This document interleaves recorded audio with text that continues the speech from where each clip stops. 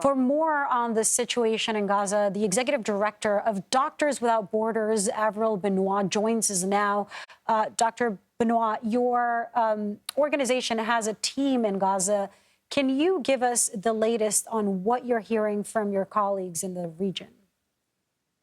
Yes, we have more than 300 colleagues that have been working there for many years because even before all of this, the humanitarian condition of the hospitals, of the health system was really in need. And so what they're telling us is that the aid that has managed to come in, the few trucks that have delivered some supplies, including some medicines, are not nearly enough.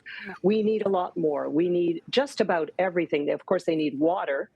They need food, and they need fuel to power the generators that will help run the hospital equipment that is absolutely life-saving, such as incubators for neonates, respiration machines, just about everything you would need for surgery to be done in a safe way, and also for the cleaning of the water so that it's drinkable and good for the cleanliness of the hospital. As far as the drugs go or the medicines, we have such a shortage of painkillers and anesthesia, of morphine, that the surgeons are having to do life-saving surgery without that. And it's a dilemma on every level because you know that there's just an impossibility to alleviate the suffering of people that are coming to you, many of them children. Oh, my gosh. I mean, it's just so hard to imagine what your colleagues there are dealing with. What other challenges are doctors facing with those conditions? Well, for sure, one of the challenges is that everyone is exhausted because many of our staff have made their way to the Rafah area. The international staff, of which we have many, are waiting for that opportunity to leave.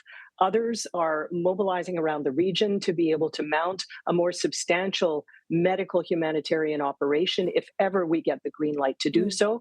But the people that are still there, nurses, other hospital staff who have still been going to those 3 hospitals that Doctors Without Borders supports, are exhausted. Some of them have lost their homes. They're separated from their families. They're working under extreme conditions. And in addition to not having all the medication they need to really treat people safely, they're under what they fear is constant bombardment threat. Sometimes the hospitals receive a warning.